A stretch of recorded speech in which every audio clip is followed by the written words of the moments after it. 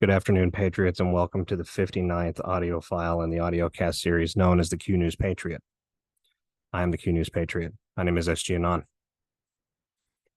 I'm coming to you today with sort of an addendum, or a part two, if we will, of File 58 and some very deep research and digging that I've been doing, attempting to put together in some semblance or rational, reasonable form what an expectation of these times that we're living through and the remainder of what is clearly becoming an overt war, a power struggle between the deep state apparatus and the we the people class of individuals all around the world.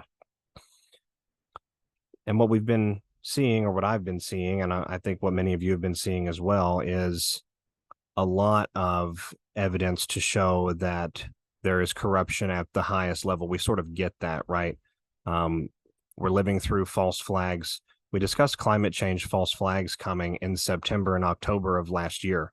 Many of you that have been following me for a little while remember in those first 24 files or so, we discussed, as a matter of fact, I think it was in the first 12 files, we discussed the concept of what a climate change false flag is, what a false flag attack is, why it's likely we would see them through this process. And we're living through, I think, a summer and an early fall of what amounts to clear attacks against we the people everywhere, not only in Hawaii, which again is under attack, is on fire. The island of, I think it is Wahiawa or Wahai, is now on fire, but we're also seeing things like this Hurricane Hillary, right, headed to Southern California. You sort of can't make these things up. Fires being spawned off all over North America, Europe, the Mediterranean basin, coup d'etats being staged in Africa and then being resisted by the CIA-backed NATO Five Eyes block of nations and different mercenary assets and warlords and people on the payroll, if we will, of the Western-backed central bank cabal. And this doesn't even include, the different other theaters like Europe, Russia, the Pacific Theater, North Korea, all of these things which play into a global power struggle that is on full display for everyone to see, I think, if we're paying any level of attention or if we're really connecting some of the dots. And so the obvious question then becomes, well, what remains in this process? Why are we not moving forward in a more public way? Why are things not more overt? Why are we going overt in a sort of a subtle way, and a way that is allowing the other side to continue to paint and contrive their narrative and brainwash people? And the true answer, I think, for many of us out there is we really just don't know.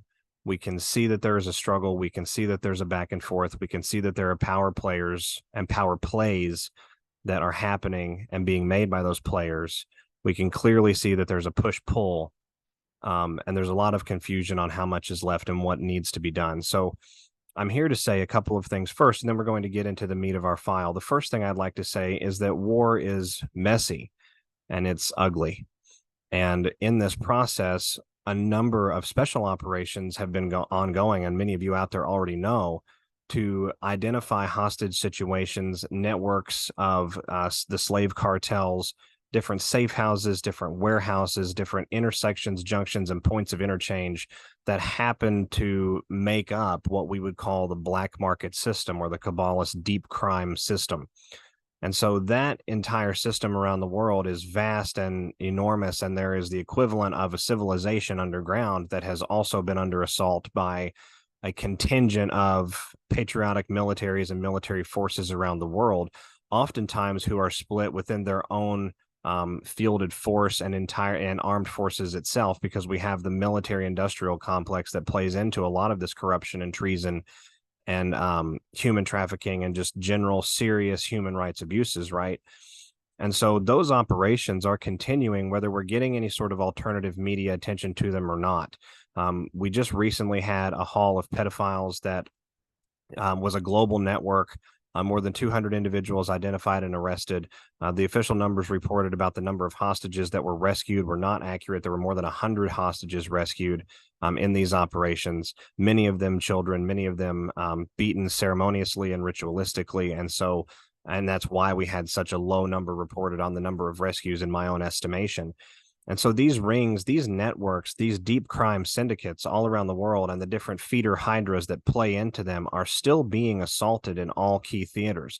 And what's worthy of noting is that while we have many governments that are in submission and many patriotic military players and patriotic individuals in trusted positions, as Q reminds us, the reason for all of that is because we have treasonous actors in many of these same theaters, in many of these same governments, in many of these same localities, and many of these same interagency offices, different departments and deep budget divisions of things.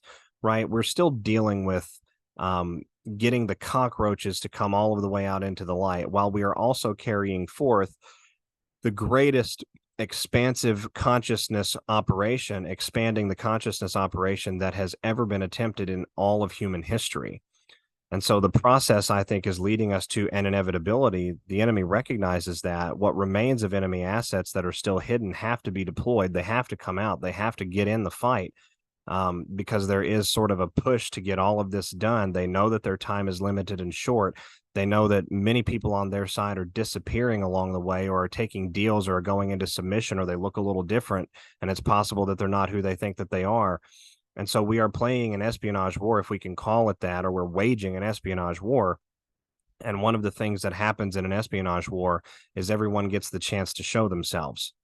And so the process that we're living through right now is part of that process to isolate who are the real threat actors against we the people everywhere. Who pulls the chains? Who has the weapons? Who's stockpiling what? Where was it hidden? Who deployed it? How did they get the technology to do that? Where did it come from? Trace the origin, right? All of these things are necessary so that we can ensure no one escapes. Q tells us no one playing the game escapes. Well, how do you figure out who's playing the game? You have to lay out the game board and let them play and roll the dice. And so that's the process that we're living through right now. And I know that it's messy and it's very unfortunate and it's extremely tragic. And my heart goes out to everyone who's been affected by these things. I recently lost another another friend of the family of my own here in our personal sphere due to this war, due to the big pharma aspect of this war.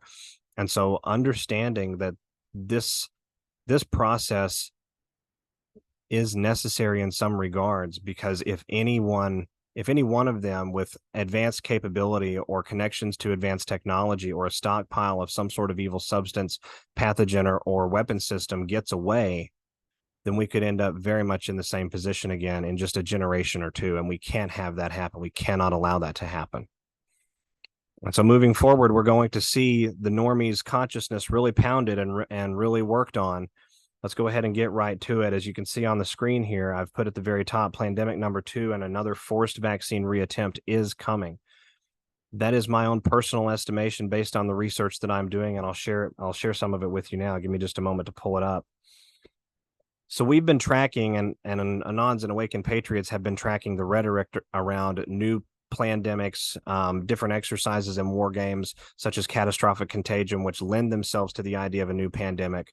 We have the World Economic Forum discussing the cyber poly crisis, or the cyber multifaceted crisis that's going to strike the world at some point.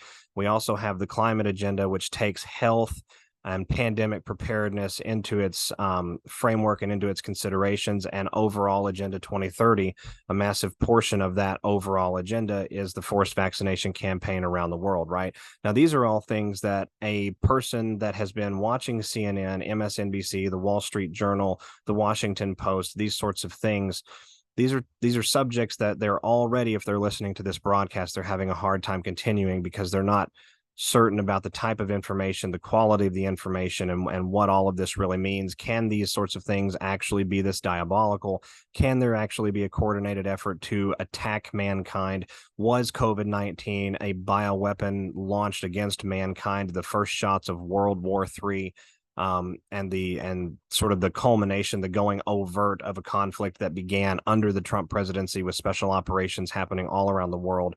I believe the answer to many of you out there listening, and if you've listened to any length of time, is clearly yes. But if someone is coming to the table with a lens of just now beginning to question what's out there, these sorts of topics are already making an unpleasant, an uncomfortable imprint, an uncomfortable association within the consciousness. And so that lends itself to some defensiveness, some self-preservation, some turning off the box, right? I turn off the TV, I can't take that anymore. So we're going to go ahead and just discuss some different things here. From this is the evidence and research I'm using for these things from Bloomberg just a few days ago. Let me see here. What day is this? Actually, no, this was today, August 18th of 2023 from Bloomberg. Health officials warn of new highly mutated COVID strain BA.286 has been spotted in the US, Denmark, and Israel.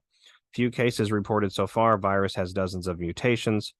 And then the rest of the article is behind a paywall. But the first part of it says a new COVID-19 lineage is being monitored by global health officials due to its large number of mutations that can make it tougher to prevent and treat. Coming over here, an article published 14 hours ago. The WHO is now tracking a new COVID variant, BAX, amid fears it could lead to new explosion of cases. Case of the new highly mutated strain found in Israel, Denmark, and the USA.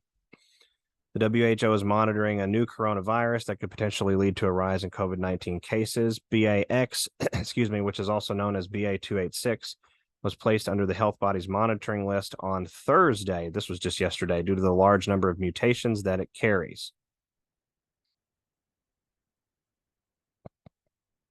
Now, if you recall, just a few days ago, or actually it's been a couple of weeks ago now, the Russians came out after continuing their biological research, their research into biological weaponization and pathogenic development, in Ukraine. They came out and said that Barack Obama, Joe Biden, Hillary Clinton, and George Soros were the four main U.S.-based interests who helped create COVID-19 as a bioweapon in Ukraine, release it innocuously and anonymously around in another point of the world, thereby launching a biological pathogenic attack against mankind in a plot to take over world through destabilizing the world finance, the world commerce, and the world power structures.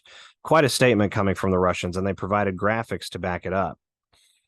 Now, what's fascinating is that on July 21st of 2023, Joe Biden did what we already knew was going to come. We already knew that this was going to come, right, for a long time. The White House launched the Office of Pandemic Preparedness and Response Policy, and Major General Paul Friedrich, retired, will serve as the inaugural director. Now, let's look into Paul Friedrich just for a minute here. All righty, over here, taken from,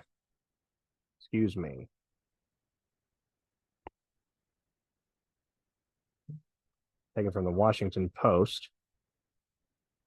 White House planning to tap retired general to lead new pandemic office. This was from July 13, 2023. The White House is planning to name a longtime military health official to lead its new pandemic preparedness office. Major General Paul Friedrich, who retired from the military just this summer and joined the National Security Council to work on biodefense and global health security, is the planned selection to lead the White House's Office of Pandemic Preparedness and Response. The office was created by congressional legislation last year.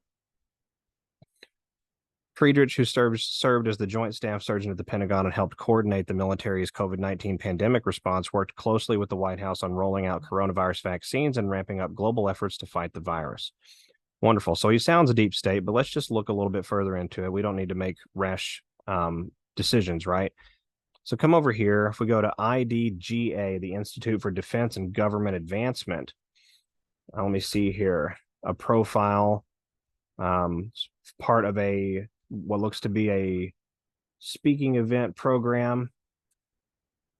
The speaker, this was Colonel Paul Friedrich, part of the previous event. So this has been a little while ago now.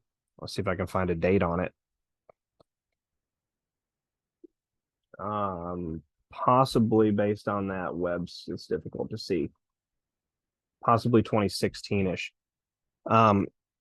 But here's the profile on Colonel Dr. Paul A. Friedrich, a past speaker, Command Surgeon, U.S. Transportation Command. Colonel Paul Friedrich is assigned as the command surgeon, U.S. Transcom, and directs global patient movement in support of Department of Defense activities, including overseas contingency operations and defense support to civilian agencies. Additionally, Colonel Friedrich directs development of strategic policy and interagency coordination. How many times have we talked about interagency liaison offices on this program? Related to patient movement, enabling global aeromedical evacuation for U.S. service members and other DoD beneficiaries. Colonel Friedrich received a commission through the Reserve Officer Training Corps in 1986 and a Doctor of Medicine from the Uniformed Services University in 1990. He has served as a clinical assistant professor of surgery at the USU and published 10 peer-reviewed surgical articles.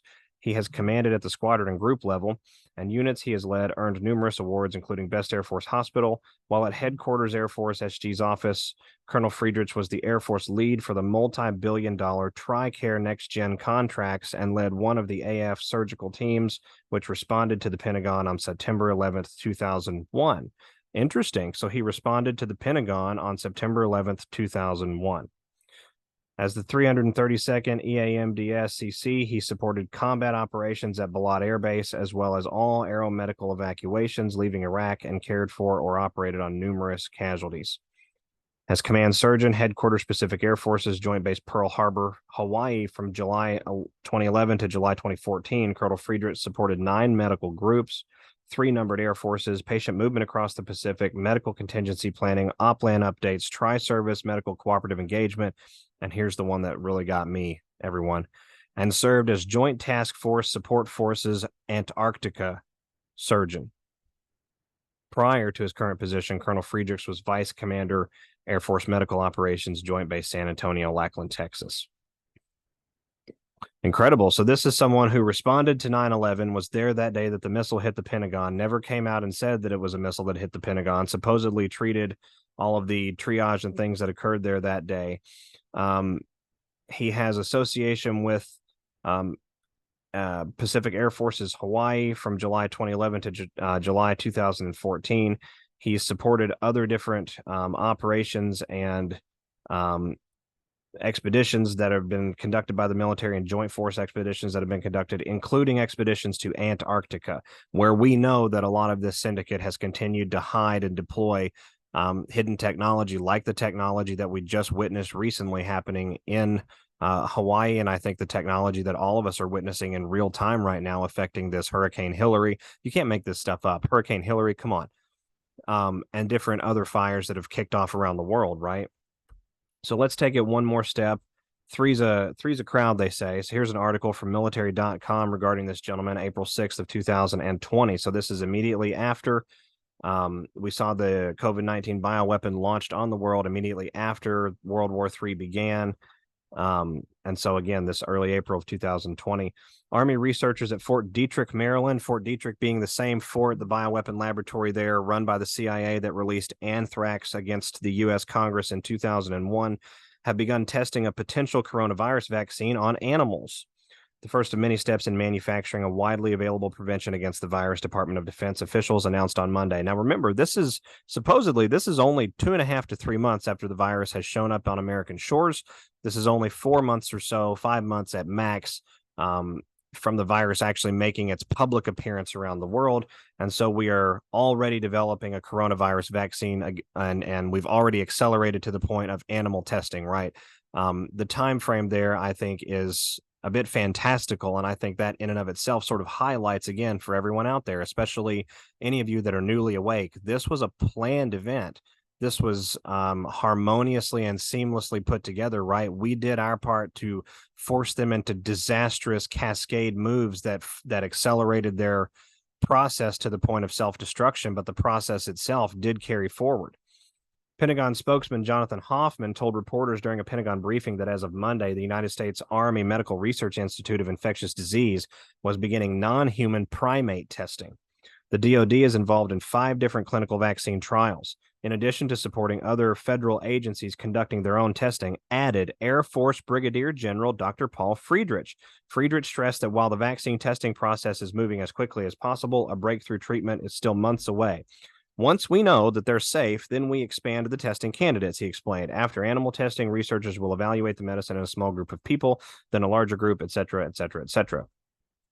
Friedrichs echoed recent remarks from Dr. Anthony Fauci, director of the National Institute of Allergy and Infectious Disease, and Dr. Deborah Birx, the White House's coronavirus response coordinator, who regularly give briefs at the White House on the U.S. government's response. We are still months away, not weeks away from a vaccine, he said. Incredible. So this individual has now been tapped to serve as the inaugural director of the fake actor Biden presidency's Office of Pandemic Preparedness and Response Policy. So let's get down into that, Anons. Let's just read through what that actually is.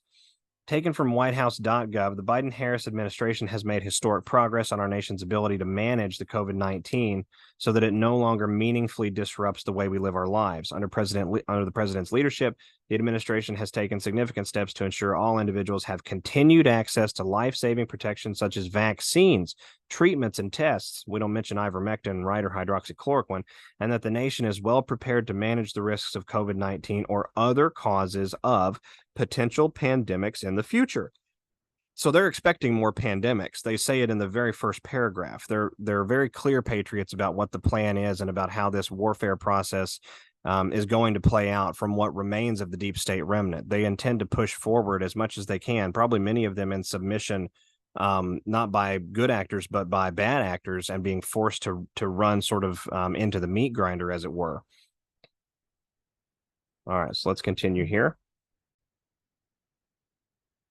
Continuing here, as part of the president's commitment to ensure that our country is more prepared for a pandemic than we were when he first took office, the administration is standing up the Office of Pandemic Preparedness and Response Policy.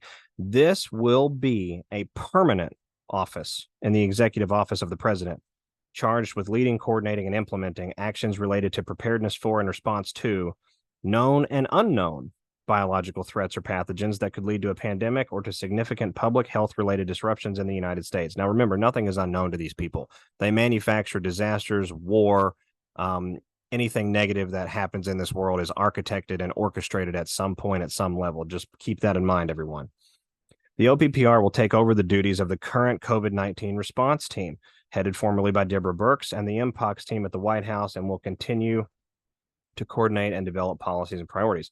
To lead this work, the president announced that Major General Paul Friedrichs, retired, remember he's now a member of the National Security Council, will serve as the inaugural director and principal advisor as of August 7th, 2023. Major General Friedrich's unparalleled experience makes him the right person to lead this office. He is currently Special Assistant to the President and Senior Director for Global Health Security and Biodefense at the National Security Council. Major General Friedrich previously served as Joint Staff Surgeon at the Pentagon, where he coordinated all issues related to health services, provided medical advice to the Chairman of the Joint Chiefs, and served as a medical advisor to the DoD's COVID-19 Task Force. Remember, it was the COVID-19 Task Force within the Department of Defense that really spearheaded and was explicitly involved in a lot of railroading and a lot of policy shaping that happened over at DoD, which we know, of course, culminated with, or was sort of capped off with, climaxed with, if you will, the Biden administration's movement to force the COVID-19 kill shot onto service members. This office will coordinate the administration's domestic response to public health threats that have pandemic potential or may cause significant disruption. This includes ongoing work to address potential health outbreaks and threats from COVID-19, monkeypox, polio, avian and human flu, and RSV. So essentially anything. Drive and coordinate federal science and technology efforts related to pandemic preparedness. Specifically, this office will oversee efforts to develop, manufacture, and procure a next generation of medical countermeasures, including leveraging emerging medical technologies, think mRNA, and working with HHS on next generation vaccines, think connectable to the internet, connectable to Wi-Fi, and treatments for COVID-19 and or other public health threats, right? Now, this is a plan that many of you out there listening to this, you're already well aware of, right? But we're going through this because it's a good idea periodically to examine exactly what your enemy is saying. During the height of the pandemic, the administration made historic investments in vaccines, tests, and treatments that were made widely available. Remember, EO 13818, serious human rights abuses, right? Bioterrorism and a biological attack against mankind qualifies underneath that. Major General Friedrich is a special assistant to the president, senior director for global health security and biodefense. Prior to joining the NSC, Dr. Friedrich most recently served as the Joint Staff Surgeon and medical advisor to DoD. Throughout his career, he's worked closely with federal, state, tribal, local, and territorial governments, as well as industry and academic counterparts, think University Chapel Hill, North Carolina, and has been active in multiple professional medical societies, secret societies, or not so secret societies, right? Dr. Friedrich has also overseen the DoD Global Patient Evac system supporting global medical care. He led the DoD task force, which developed plans to implement a high reliability medical principle across DoD and stood up the Air Force's first medical analytics capabilities. Over the course of his 37-year career, he's led military hospitals and regional and global healthcare systems, published multiple medical papers, and consistently sought opportunities to partner with colleagues to improve healthcare delivery and preparedness. As the United States representative to the North Atlantic Treaty Organization's Committee of Military Medical Chiefs, NATO's Committee of Military Medical Chiefs, he worked closely with many of America's closest allies and partners throughout the pandemic and in developing medical support for the Ukrainian military. He is a board-certified physician who has cared for hundreds of patients in combat and managed broad domestic blah, blah, blah, blah, blah, blah, blah, blah, blah, all the way to the end. We can clearly tell who this gentleman is, who his ilk are, who they're for, what they're willing to do, and who they're willing to harm in their careers, in their forward movement, in the perpetuation of bioterrorism against the peoples of the world. It is extremely likely in this process that we see a pandemic number 2 attempt. It is also extremely likely in this and a vaccine reattempt. It is also extremely likely in this process that concurrent with that, or running alongside or near or with that in some capacity, we're going to see some amount of climate lockdown, climate emergency declaration being declared, and that is going to be used as a justification for restriction of movement, restriction of energy, restriction of water, restriction of essential resources, essentially grinding society to a complete and total halt. I know that sounds dark, but we'll get into what exactly is driving that conclusion in just a moment. Let's come over here and appreciate the the multilateralness of who the enemy is and how the war has actually worked thus far. In February 2019, Jeffrey Epstein's longtime assistant, Leslie Groff, emailed Mary Erdos, the CEO of JP Morgan's asset and wealth management arm, about Kathy Rummler. Kathy Rummler is the former White House general counsel to Barack Hussein Obama. The email said, Jeffrey wanted me to reach out to you regarding his very good friend and former White House counsel to President Obama, Kathy Rummler, wrote Leslie Groff, who was named as a potential co-conspirator in Epstein's 2008 plea deal in Florida. She would like to open an account with JPM, and Jeffrey requests that she deal with you personally. Would this be possible? The latest revelation about Kathy and other Epstein associates comes from an unredacted legal filing in the U.S. Virgin Islands lawsuit against J.P. Morgan. The territory has accused the bank of enabling and profiting off Epstein's trafficking rings and is seeking at least $190 million in damages in a case that's headed to trial this fall. Reported by CNBC of all outlets on August 15, 2023, Epstein referred Obama White House counsel to JP Morgan as a potential customer.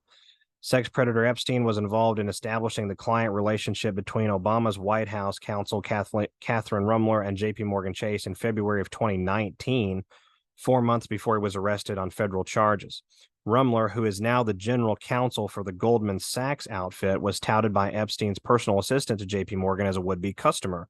The suggestion that JP Morgan take Rummler on, which the bank warmly embraced, came almost 6 years after JP Morgan said it had effectively fired Epstein as a client.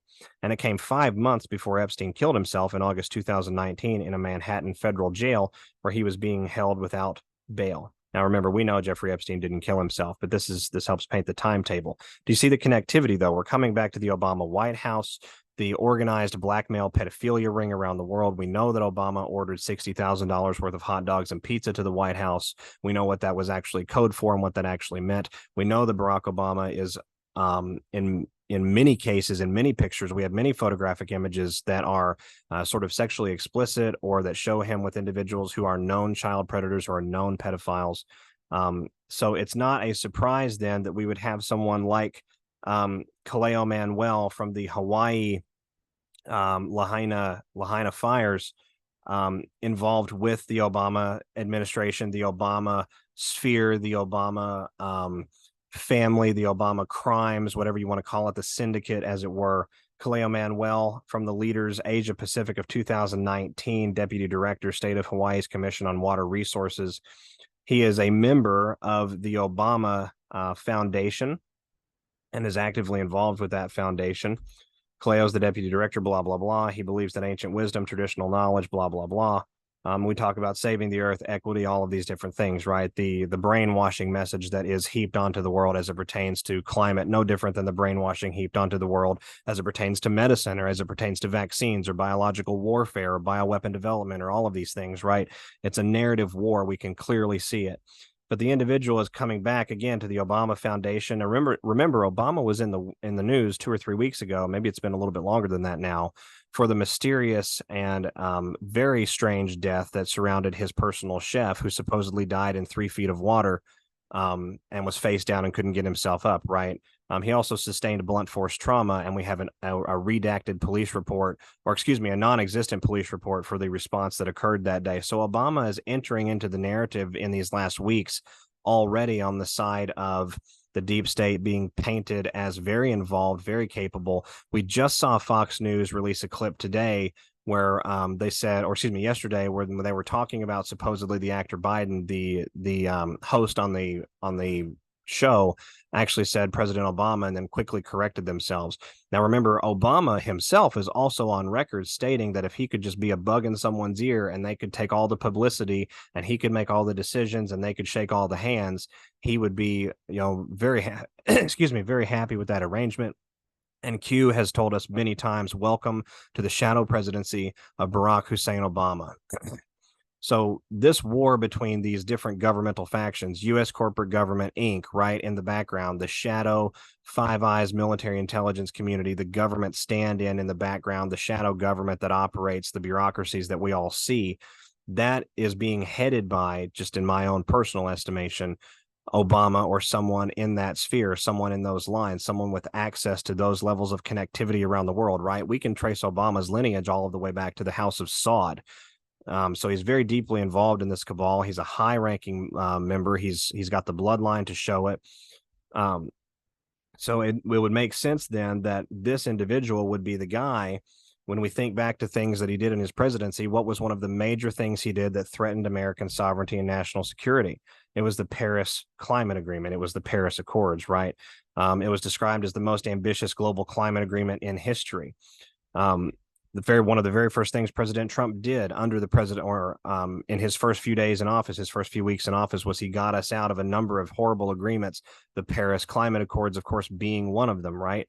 Was one of the very first things that he did. And it was one of the very first things that the actor Biden did to get us back into these accords in late January, early February of 2021. As a matter of fact, taken from UN.org in 2021, published February 2021, Day of Hope, as U.S. officially rejoins Paris Climate Accord. So it's hopeful for the United Nations. So that should tell everyone all that we need to know, right?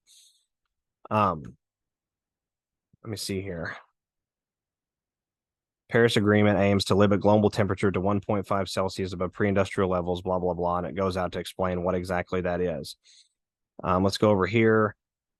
A publication from the Congressional Research Service. United States rejoins the Paris Agreement on climate change. This was February 25th of 2021.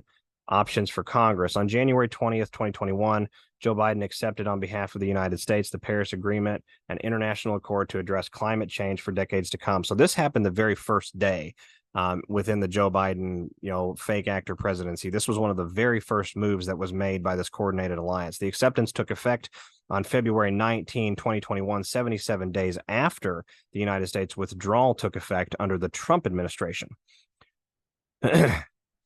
Congress may consider implications of U.S. participation in the agreement along several dimensions, including foreign policy. The agreement exists under the United Nations Framework Convention on Climate Change. The United States ratified the UNFCCC in 1992 with the advice and consent of the Senate. Let me see here. Now, here's where they gaslight you. Although the president holds constitutional authority for U.S. foreign policy, the Senate may provide advice and consent should the president submit the agreement to be a treaty under U.S. law. The Senate doesn't provide advice and consent. The Senate ratifies the treaty. The Senate ratifies the agreement. That is a constitutional delegation to the Senate of the United States of America. And let's go over to senate.gov. The Constitution gives to the Senate the sole power to approve by 2/3 vote treaties negotiated by the executive. The Senate does not ratify treaties. Instead, they take up a resolution of ratification by which the Senate formally gives its advice and consent, empowering the president to proceed with ratification. So this is a multi-angular process. I misspoke a moment ago. It's a multi-angular ratification process. The Senate of the first Congress set the precedent for how it would handle consideration when President George Washington visited the chamber in 1789. He was seeking advice and consent on a pending treaty. He became frustrated when the senators referred the treaty to the committee for further discussion. Another 130 years would pass before another president personally delivered a treaty, which was on July 10, 1919, where President Woodrow Wilson asked for a quick consent to the Treaty of Versailles. So some people would come out and say, well, is this agreement a treaty or is it not a treaty? For example, in nrdc.org, an article, Can the President Make the U.S. a Party to the Paris Agreement? Article 4 of the agreement provides that each party shall prepare, communicate, and maintain successive nationally determined contributions that it intends to achieve. Parties shall pursue domestic mitigation measures with the aim of achieving the objectives of such contributions. Article 4 also provides for parties to update their national contributions every 5 years with the expectation that each one will represent progression. Does the Senate have to consent before the U.S. can become a party to these provisions? No. According to the Paris Article 4 of the Paris Agreement doesn't create a new international legal obligation. It reiterates the obligations already contained in Article 4 of the 1992 United Nations Framework Convention on Climate Change. Now, that's not true, because if you come over here to unfcc.int, the Paris Agreement, what is the Paris Agreement? The Paris Agreement is a legally binding international treaty on climate change. That's the very first sentence, a legally binding international treaty on climate change. This is a separate, standalone legal obligation being created by this agreement. Well, what is this agreement? Well, you can find this agreement on the unfcc.int website under English Paris Climate Agreement. I'm not going to go through the entire 27 pages of the agreement with each of you here, but we're going to talk about a couple of very important things. So Article 14, the conference of the parties serving as the meeting of the parties to this agreement. Essentially what that says is the conference that is all of you parties, nations that are coming to the table to discuss this, shall periodically take a stock of the implementation of this agreement to assess the collective progress towards achieving the purpose and its long-term goals. This is referred to as a global stock take. It shall do so in a comprehensive manner, considering mitigation, adaptation, and means of implementation, support, and so on. The conference of the parties serving as the meeting of the parties to this agreement will undertake the first global stock take in 2023 and every 5 years thereafter. The outcome of the global stock take shall inform parties in updating and enhancing in a nationally determined manner their actions and support in accordance with the relevant provisions of this agreement, as well as in enhancing international cooperation for climate action. Well, if you want to get someone's enhancement back to the table and shoot a few DEW microwave weapons at them, you'll definitely get them back to the table discussing enhancing climate cooperation. Now, here's where it gets a little bit hairy. In Article 20 of this agreement shall be open for signature and subject to ratification, acceptance, or approval by the states, nations, and regional economic integration organizations such as the European Union, the North American Free Trade Union, and others that are parties to this convention. It shall be open for signature at the UN headquarters in New York City from 22 April 2016 to 21 April 2017. Thereafter, it will be open for accession from the day following the date on which it is closed for signature. Any regional economic integration organization, such as the EU or other nation states, right? We know that this cabal had a plan for 10 super states, sort of totalitarian super states around the world. The EU was the first of those super states. North America was going to be a second one. South and Central America was going to be a third one. East Asia was going to be a fourth one. Africa was going to be a fifth one, so on and so forth.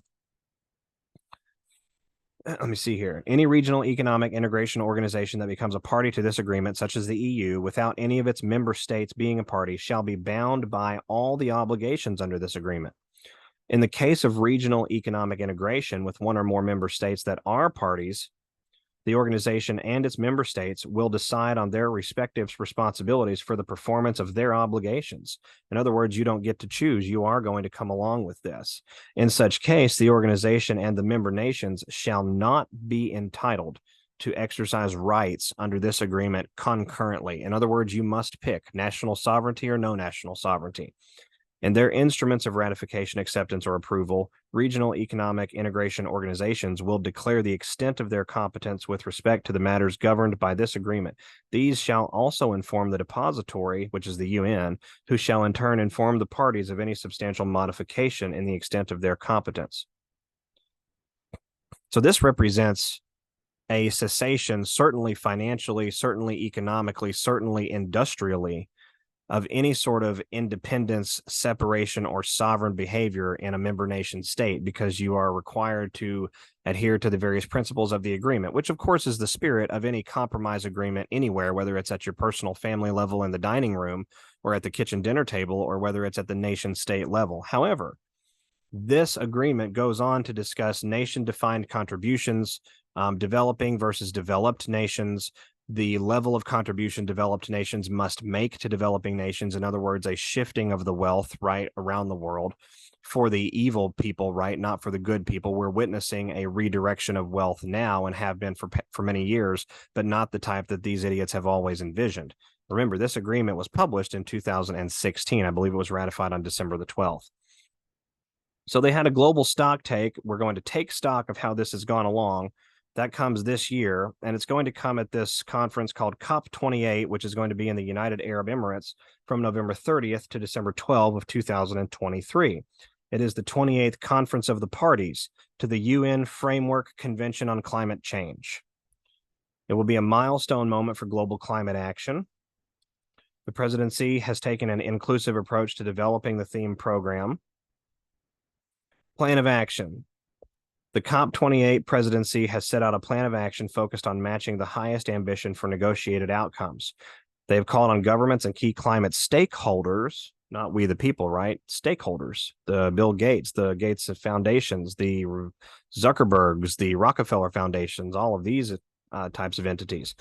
Fast-tracking the energy transition and slashing emissions, transforming climate finance by delivering on old promises, think Agenda 21 and Agenda 2030, putting nature, people, and lives at the heart of climate action, not protecting nature, people, and lives, putting nature, people, and lives at the heart of climate action. You don't get much more at the heart of kinetic climate action than what the people of Maui, Hawaii have dealt with recently. And then it goes on to discuss the 2-week schedule of the summit, the different days, things that will be discussed on those days, consultation process, how they got some of the things that they got. We are grateful for over 600 submissions from observers, parties, meaning nations, and other stakeholders, meaning transnational billionaire organizations, foundations, institutes, etc., as well as guidance from the Marrakech Partnership, UN Climate Change High-Level Champions, and the UN FCC Observer Constituencies. Now, why is this significant? This is significant because we're setting up, and we've been witnessing the false flags, and we've been witnessing the climate change agenda, and we've been witnessing the attacks, the clear manipulation of our ecosystems, our communities, our weather, our societies, our very homes, right? Where we've been witnessing this for a very long time, and we're building up to a point where there is going to be some amount of climate emergency declared and emergency powers being handed over, in my own estimation, this is just my opinion, to the United Nations. If you hop on the lying search engine, the propaganda machine known as the Google, and type in Biden climate emergency declaration, you'll get a number of stories. So here's some of the ones that pop up. Progressive calls for climate emergency swell after Biden says he practically declared an emergency already. What would it look like if President Biden declared a national emergency over climate change? Biden should mobilize the military to fight climate change. Joe Biden must declare a climate emergency, and he must do so now. Biden incorrectly claims that he has declared a climate emergency. What might it look like if he really declares a climate emergency that would activate provisions in existing laws to take drastic emergency measures? Biden says he's practically declared an emergency. Why is Biden hedging on a climate emergency declaration? Young people across the country know that, practically speaking, President Biden has not declared an emergency, but they don't understand the delay. Biden urged to declare climate emergency as wildfires rage. Joe Biden must declare a climate emergency. Progressive calls for climate emergency. Biden considers issuing climate emergency declaration. When they put it out this way, when the Mockingbird media tells you, Q tells us news unlocks the map, the news is helping to paint the map. The news is helping to guide where the agenda is going, what the grabs are, right? They're painting for us the picture that we are clearly utilizing this process.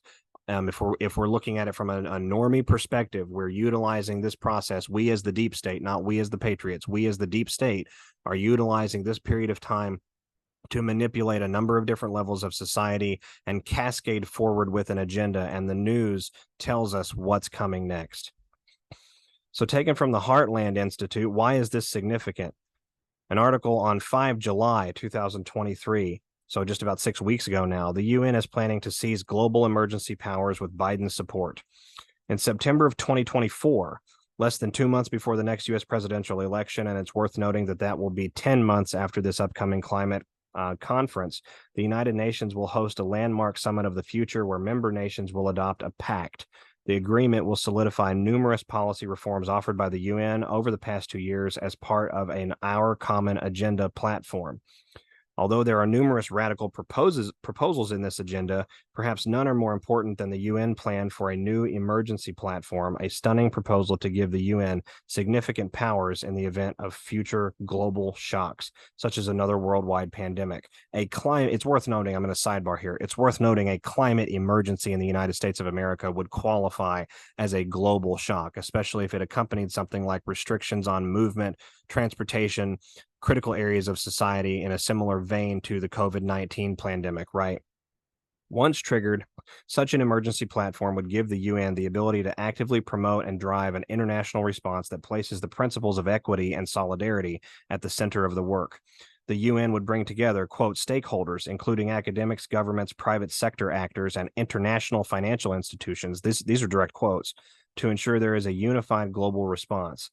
The platform would also give the UN power to ensure that all participating actors make commitments that will contribute meaningfully to the response and that they are held to account for delivery. In other words, the United Nations would be given an unprecedented authority over the public and private sectors and key member nations and sovereign states of huge swaths, all in the name of battling a yet unknown crisis. If we come over to this actual paper, you can find this paper, un.org, Our Common Agenda Policy Brief Emergency Platform, published in March of 2023.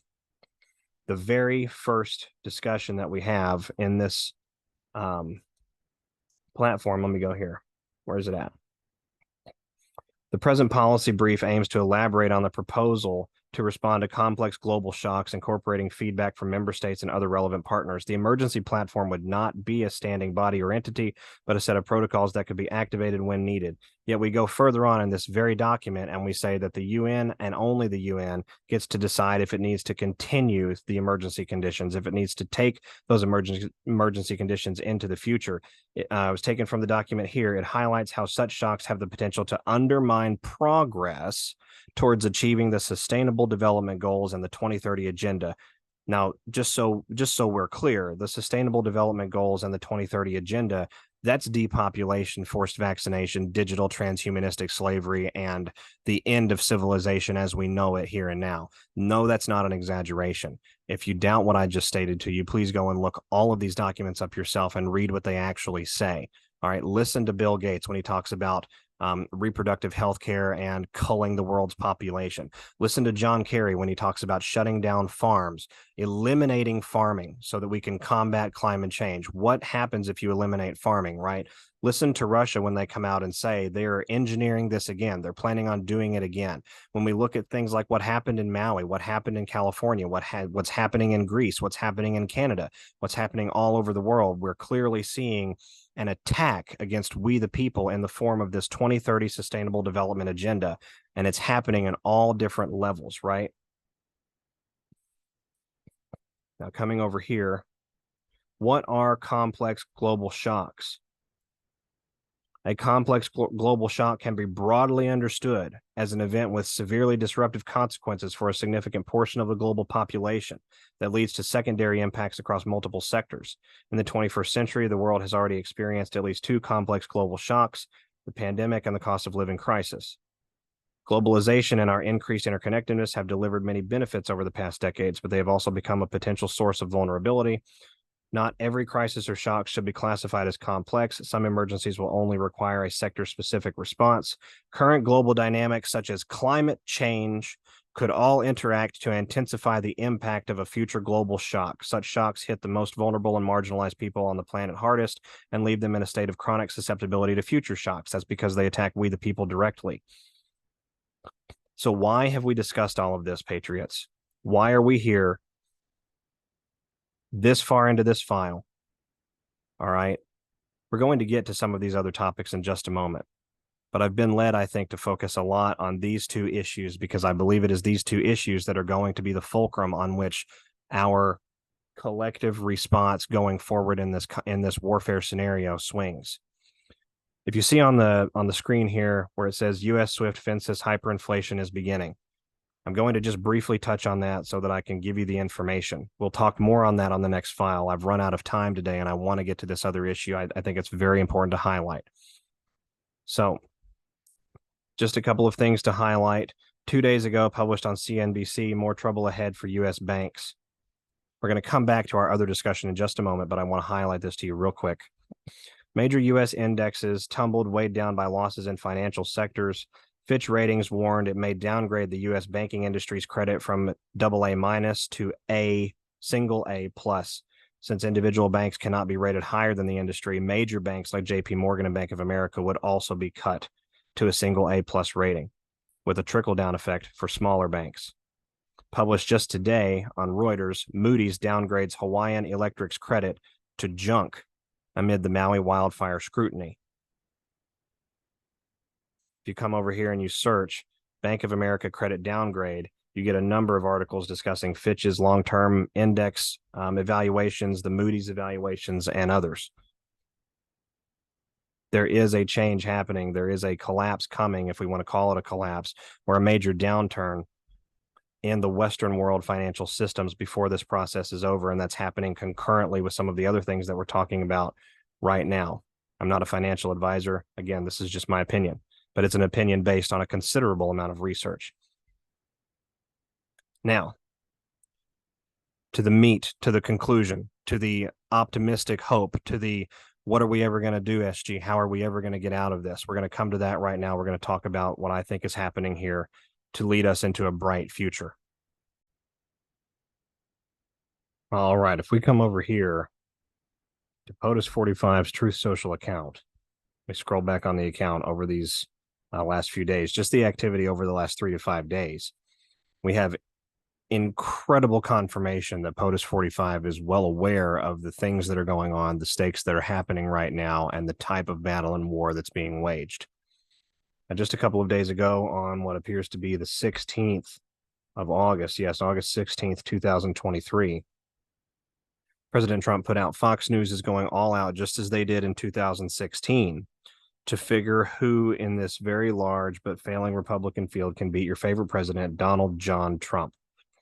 They use only the most negative polls, which are still great for me, and do everything possible to show that they still have a chance. They even pull out nice guy Mark Tyson to do contortions with numbers that just don't exist. On top of that, I am the only one beating by a lot crooked Joe Biden, the worst P, in quotes, ever. And this truth dropped at 13:33 military time, Eastern time on August the 16th.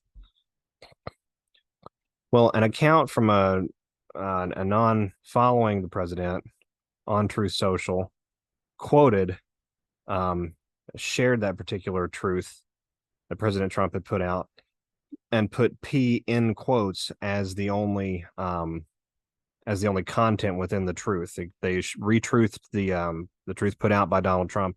They quoted it. They put a P in it.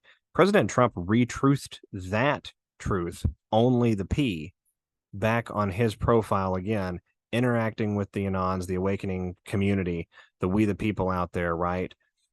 Confirming to us that this is multifaceted, that there's more meaning to this particular statement, and iterating how important it is. So if we come over here and we put P in brackets in the Q drops, what we get is just 3 drops come back. And I think that the drop 714 is absolutely fascinating, and I think ties into where we're at right now with what's happening in Hawaii, and the things that are going to happen here very soon in the public space with nations like Iran, Ukraine, North Korea. Uranium 1, again, we know is coming back to the fold, right? So drop 714, mess with the best, die like the rest, dropped on February the 10th, 2018. 2 in brackets, highly classified clown ops exposed. 44 in brackets, remaining. 44 remaining. Wizards and warlocks, save the best for last. P in brackets. Now, here's something that's absolutely fascinating. 44 remaining. Wizards and warlocks, save the best for last. P. If we're trying to drive home the point that there has been treason, sedition, conspiracy, and a coordinated attack against the people of the world, what would take that point home to the masses in a way that would be generational, historic, and world-changing and world direction altering? Maybe bringing to the forefront that a former president of the United States of America signed off on climatological terrorism, a cessation of sovereignty, bioterrorism, gain of function research, the weaponization of pathogens, teed up a situation for nuclear holocaust with uranium 1, various pallets of cash transferred to different governments around the world to ensure their alliance against the incoming president, Donald J. Trump, in 2016, 2017. That would certainly drive home the point for me. That would be saving the best for last, if I could say something like that, and then moving from that point to a coordinated worldwide international coalition tribunal, which I think is really where we're going to all end up at the end of the day. P, possibly for president, right? Or possibly for Podesta. I'm not going to sit here and claim to all of you out there that I know exactly what is referenced by that. I simply know that it is significant, and my lens on things is more geared towards pattern recognition rather than specific outcomes most of the time. So it's interesting that we should have 44 remaining wizards and warlocks in this drop. I'm going to share my screen with you for a moment. This makes 2 files in a row that we've added a video component.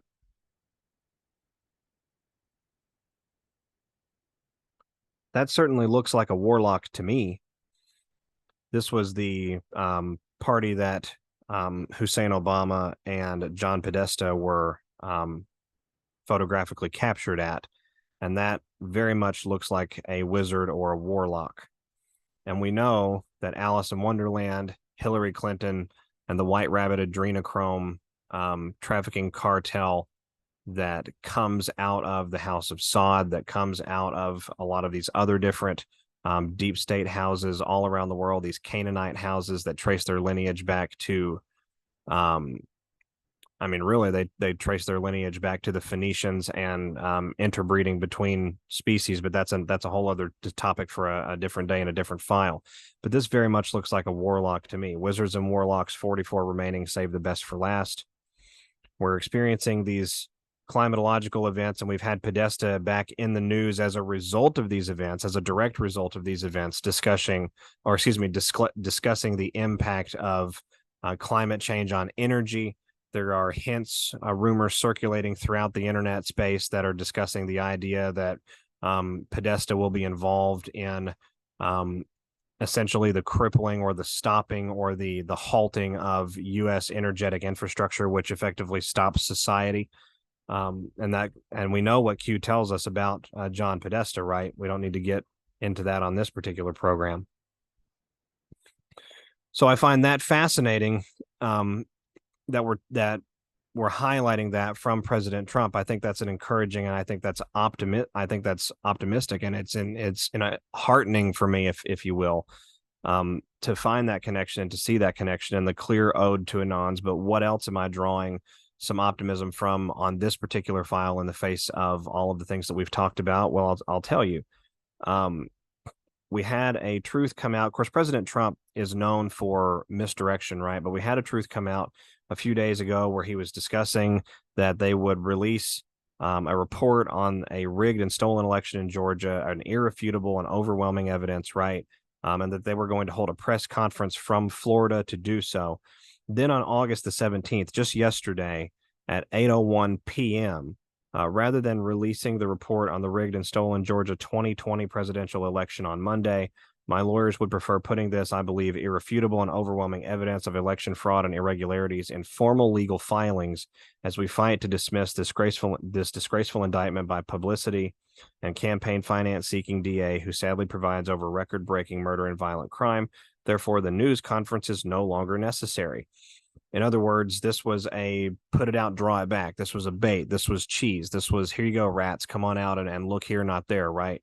And so we're pulling that back. And we know that President Trump, because of indictments number 3 and number 4, now has a legal apparatus, standing, right, all of those sorts of things that are necessary to bring these cases.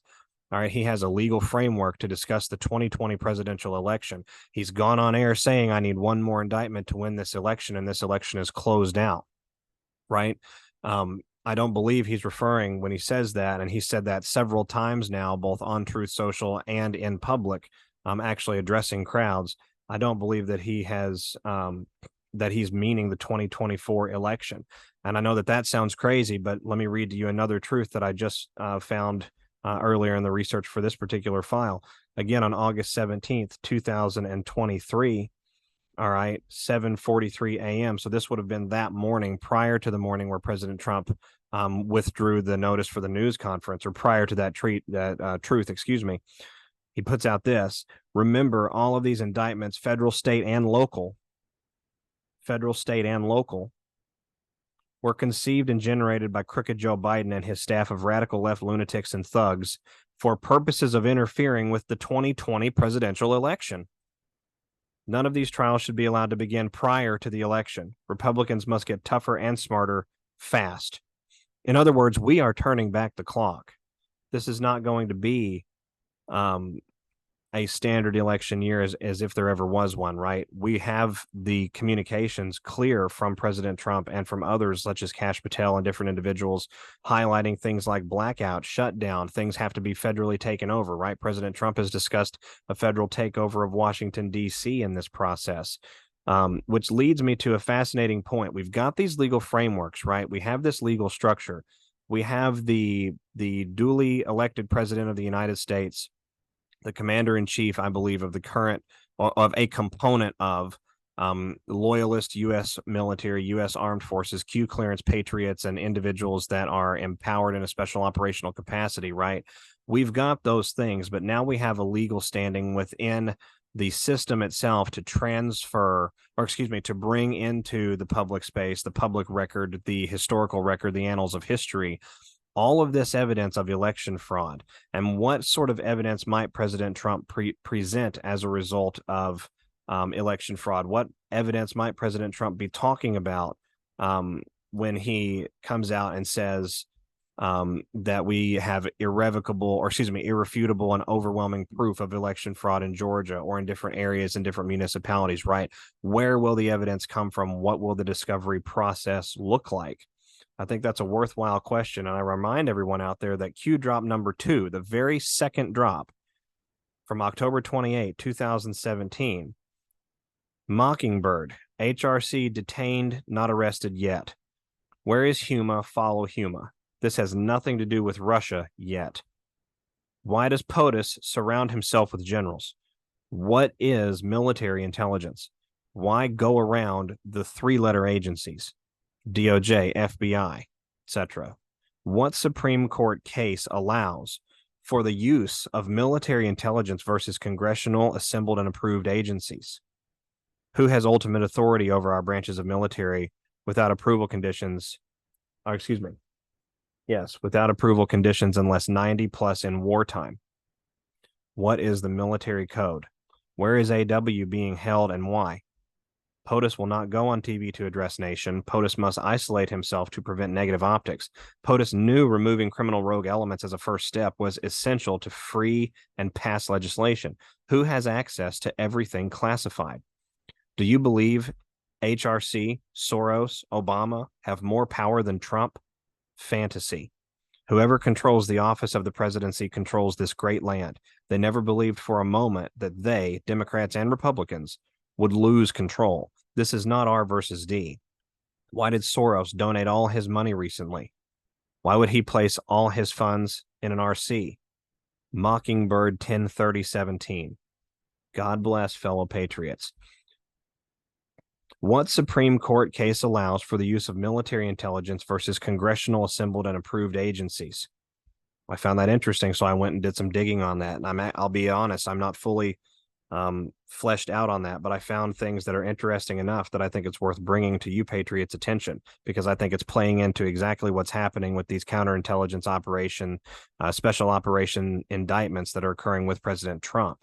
United States v. Reynolds, 345 U.S. 1, 1953, is a landmark legal case which saw the formal recognition of the state secrets privilege, a judicially recognized extension of presidential power.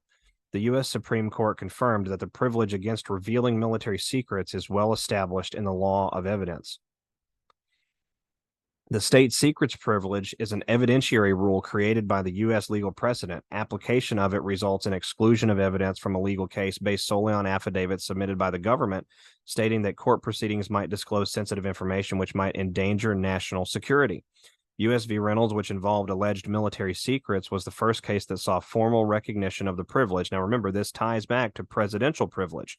Following a claim of state secrets privilege, the court rarely conducts an in-camera examination of the evidence to evaluate whether there is sufficient cause to support the use of the doctrine. What is everyone on the left screaming and shouting right now? They need a Trump trial televised. We need to see him. We need to see it happen. We need to watch it occur, right? So we're seeing the setup happening as it pertains to something like this. The purpose of the state secrets privilege is to prevent courts from revealing state secrets in the course of civil litigation. The government may intervene in any suit, including when it is not a party to the litigation, to ask the court to exclude state secret evidence. The state secrets privilege is related to but distinct from other legal doctrines. And here's where it gets really interesting. Taken from the Catholic University Law Review of 2006, The Military and State Secrets Privilege, the Quietly Expanding Power. The state secrets privilege developed and common law. The foundation of the state secrets privilege in the U.S. can be traced as far back as 1807 in the treason trial, U.S. v. Burr. In Burr, the defendant demanded access to a letter written by General Wilkinson to President Thomas Jefferson, a key government witness at the time. The letter allegedly contained information regarding Burr's guilt and, according to him, was critical to his defense. The government refused to produce the letter because it might contain state secrets which could not be divulged without endangering national security. At the time, it was called national safety.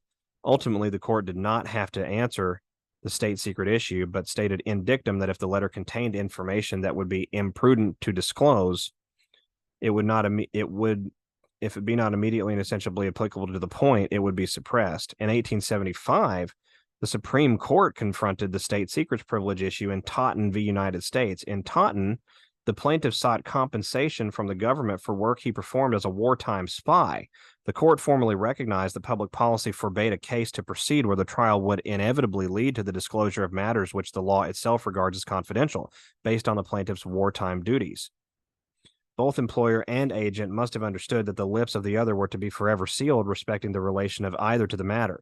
This condition of the engagement was implied from the nature of the employment and is implied in all secret employments of the government in time of war or upon matters affecting our foreign relations, where a disclosure of the service might compromise or embarrass our government in its public duties or endanger or injure the character of the agent. As a result, the court upheld the dismissal of the case, even though the term state secrets privilege was never used. It fortified the foundation for the privilege. And then U.S. v. Reynolds, which we just discussed a moment ago, although the privilege took root as early as 1807, U.S. v. Reynolds from 1953 is the defining case. In Reynolds, widows brought a suit against the U.S. under federal tort claims for the wrongful deaths of their husbands who were on board a B-29 aircraft.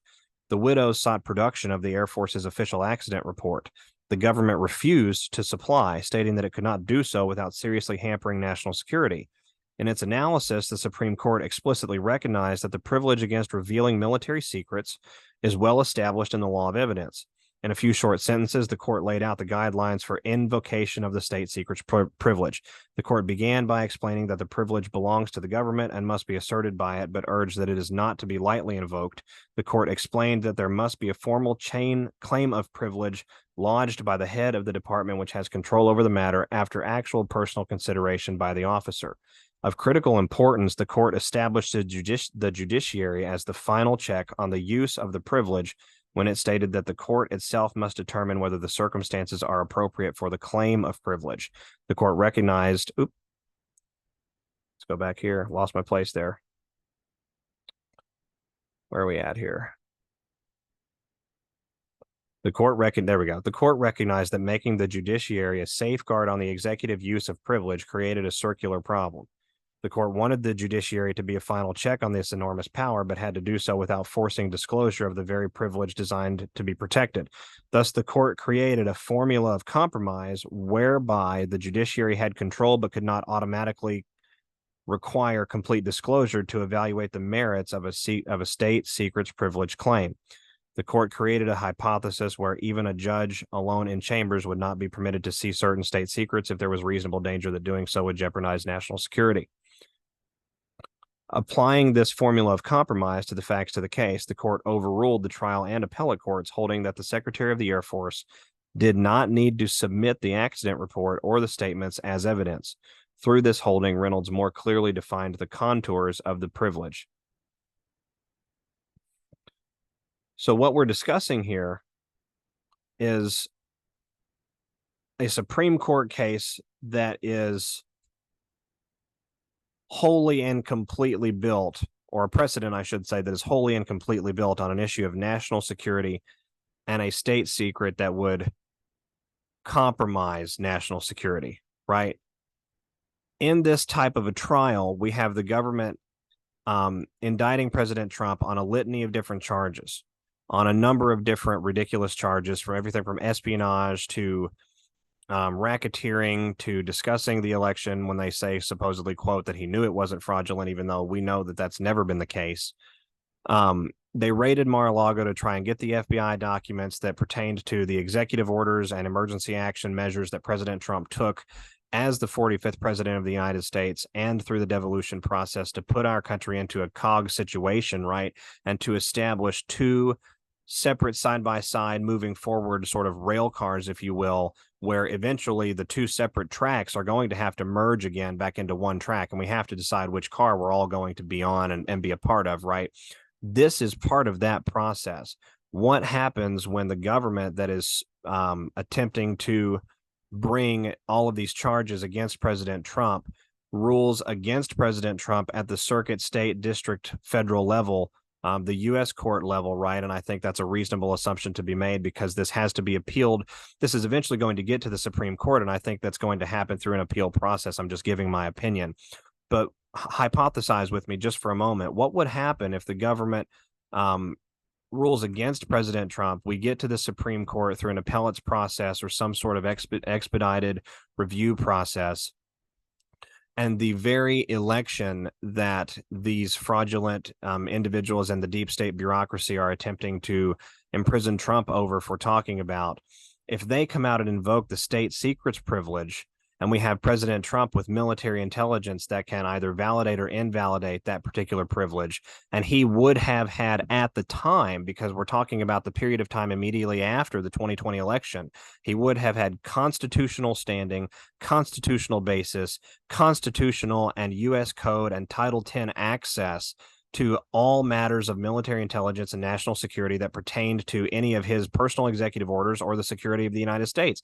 This brings EO 13848 back into play right, in a Supreme Court forum with a precedent that has already been adjudicated as not to be invoked lightly, can be invoked by the government, primarily exists at the behest of the executive, and pertains in a lot of ways, comes back to the national security issues that pertain directly to the presidential privilege and presidential privileges. And that's part of what we're talking about when we look at 44's history and 43's history. And we're talking about President Trump's documents and Biden's 1,850 documents, right? And we're talking about all of these issues, right? What is executive privilege? What is the right to control and direct your own records, to control and direct this or that? What kind of records are you allowed to keep?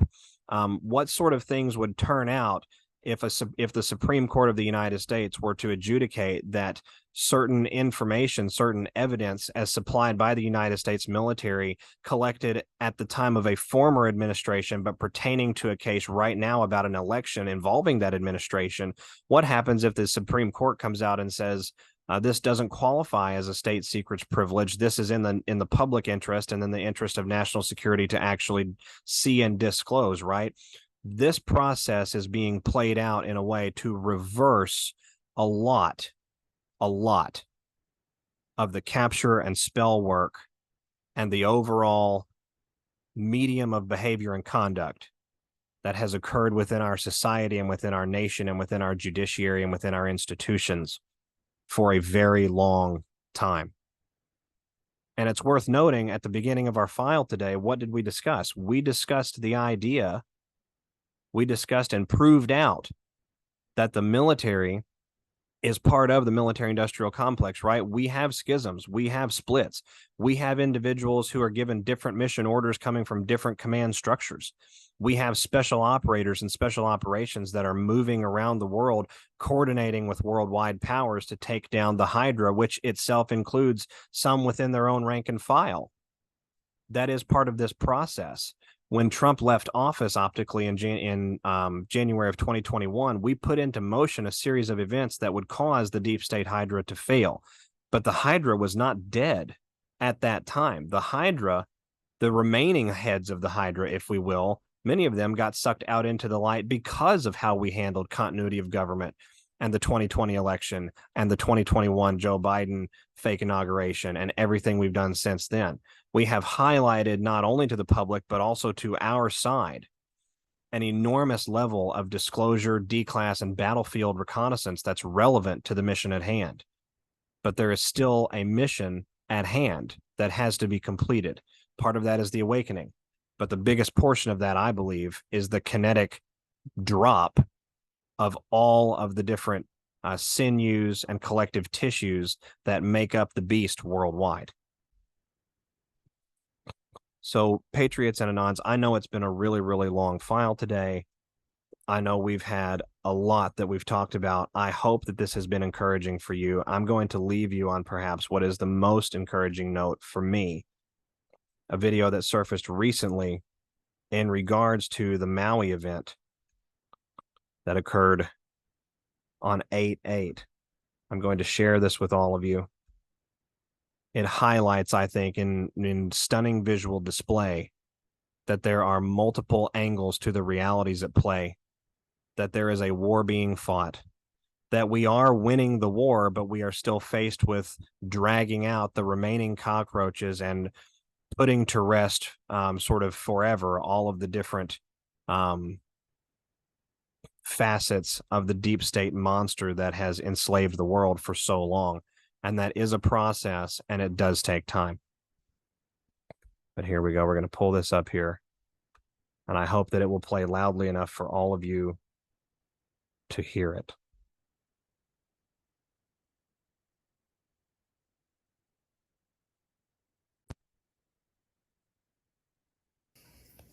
Okay, folks, this is on Fox Business. This is Maui, Hawaii on Sunday. You can see we have military personnel. We have this guy right here. And I want to see what y'all think about this patch on this military individual's arm. What kind of patch is that? Who is that? Who is that indeed? Patriots, we are winning. we are moving the needle. We are pushing towards the goalposts. It's tough. War is tough. But we are well on our way. We're supported by one another. We're supported by the source of all things. We're supported by God Almighty. We're supported in our mission as free, autonomous beings. And we're supported by incredible patriots in all levels of society who have been activated for such a time as this. This is World War III. And we are moving forward, and we are taking the hill in this war to end all wars. Stay safe, everyone. Be encouraged today. And remember, feel the sun on your face, feel the breeze on your skin, enjoy the crisp refresh of a cold glass of water. Keep in mind the little joys of this life experience that we call existing and living as a human being. It is like nothing else, and it is beautiful. Stay safe, everyone. I'll be back with each of you again soon. This is SGAnon. Thanks. Bye-bye.